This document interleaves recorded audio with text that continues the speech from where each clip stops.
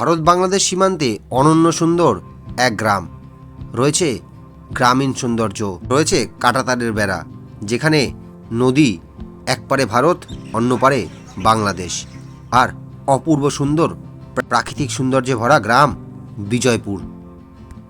এখন আমি দাঁড়িয়ে যে ব্রিজটার ওপর রয়েছি, সেই ব্রিজটা একটি নো ম্যানস ল্যান্ড বলতে পারেন, বা বর্ডার রোড বলতে পারেন।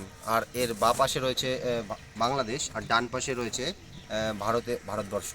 তো আমি ঠিক মাঝামাঝিতে দাঁড়িয়ে রয়েছি, আর মাঝখান দিয়ে একটি নদী দু দেশকে দুভাগে বিভক্ত করেছে। তো চলুন আমরা আজকে এই বর্ডার এবং এই অঞ্চলের সমস্ত কিছু কিন্তু ঘুরে ঘুরে দেখব। বন্ধুরা, আজ আমরা এসেছি শিয়ালদা গেদে রুটের একটি স্টেশন বানপুরে। আর এই বানপুর থেকেই আজকে আমরা যাব সীমান্তবর্তী এমন একটি গ্রামে। সেই ভারতীয় গ্রামকে বাংলাদেশ থেকে আলাদা করেছে একটিমাত্র নদী, মাথাভাঙা নদী। বন্ধুরা, আর সেই গ্রামের প্রাকৃতিক সৌন্দর্য সত্যি এক কথায় অনবদ্য। কি নেই সেই গ্রামে। বানপুর স্টেশন থেকে 20 টাকার টোটো ভাড়া করেই আমরা পৌঁছালাম সীমান্তবর্তী অদ্ভুত এক গ্রামে। বন্ধুরা, এটাই মাথাভাঙা নদী। এখানে ভারত বাংলাদেশের ভাগাভাগি নেই। এখন নদীটি পুরোটা ভারতের মধ্যেই রয়েছে। এই নদীটি কিছুটা আগে গিয়ে ভারত বাংলাদেশকে দুভাগে ভাগ করেছে। এই নদী পাড়ে রয়েছে ছোট্ট গ্রাম চাঁদপুর বা বিজয়পুর। দেখতেই পাচ্ছেন পিছনে রয়েছে কত সুন্দর একটি কুলের গাছ। একটি নয়, এখানে প্রায় কয়েকশো কুলের গাছ রয়েছে। দেখুন, এই ভারত সুন্দরী কুল, যেগুলোকে আপনারা কিন্তু অনেকে নারকেলি কুল কিংবা অনেকে আপেল কুল বলেও চিনে থাকেন, সেই কুলের একটি বড় বাগান। এখানে থেকেই আমরা কিন্তু বর্ডারের একদম কাছে রয়েছে। এখান থেকে বর্ডারের দূরত্ব খুব বেশি হলে 200 মিটার হবে। আর সেই 200 মিটার দূরত্বের মধ্যেই রয়েছে এই সুন্দর কুলের বাগানটি। দেখুন কত সুন্দর সুন্দর কিন্তু কুল হয়ে রয়েছে। এই কুলগুলো যদিও এখনও পাকেনি, কারণ দেখুন দেখতে লাল লাল হলেও এর সময় কিন্তু এখনও হয়নি পাকার সময়। আর এর পাকার সময় যখন হবে তখন এই বাগানটা ভাবতে পেরেছেন আরও কালার হবে, আর দেখতে কিন্তু খুবই সুন্দর লাগবে। এখান থেকে মাত্র 200 মিটার দূরে রয়েছে ভারত বাংলাদেশের বর্ডার। আর রয়েছে মাথাভাঙা নদী। সেই মাথাভাঙা নদীর ওপর একটি ব্রিজ রয়েছে, যেই ব্রিজটাই হলো ভারত বাংলাদেশের প্রপার বর্ডার। আমরা রয়েছি একটি গ্রাম, যেই গ্রামটির নাম হলো বিজয়পুর। সেই বিজয়পুর গ্রামেই যে বর্ডার রয়েছে, সেই বর্ডারের পাশেই একটি বাগানে এইরকম ধরনের কুলের চাষ। বিজয়পুর গ্রাম থেকে বর্ডারের ডিস্টেন্স প্রায় 1 কিলোমিটার।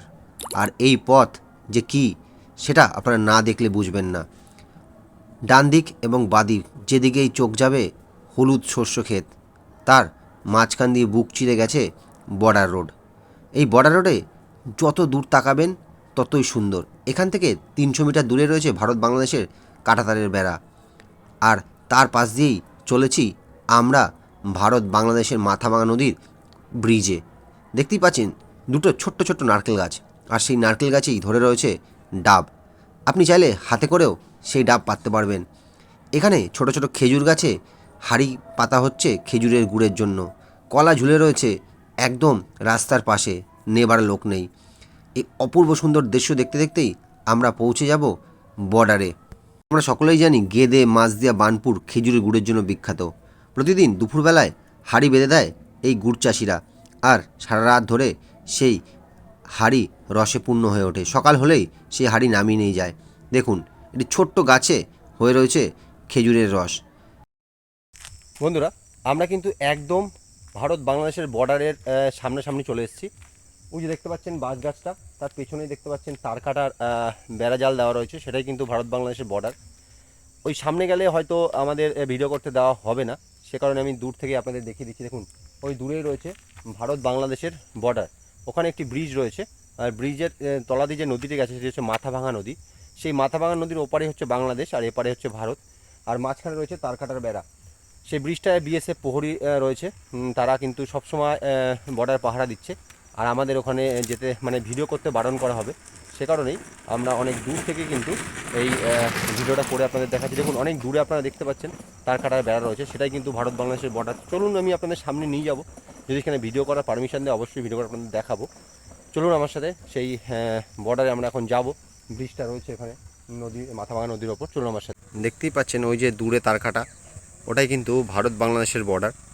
আমরা এখন একটা জমির মাঝখানে রয়েছি। সেই জমির মাঝখান দিয়ে দেখতেই পাচ্ছেন আমি দেখাচ্ছি সেই বর্ডার।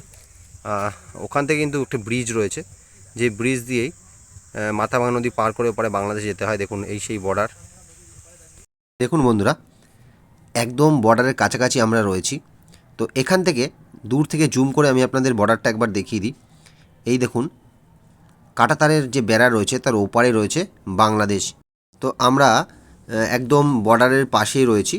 আমাদের বিএসএফ পারমিশন দিয়েছে ছবি তোলার, কিন্তু তাদের ছবি তুলতে বারণ করা হয়েছে।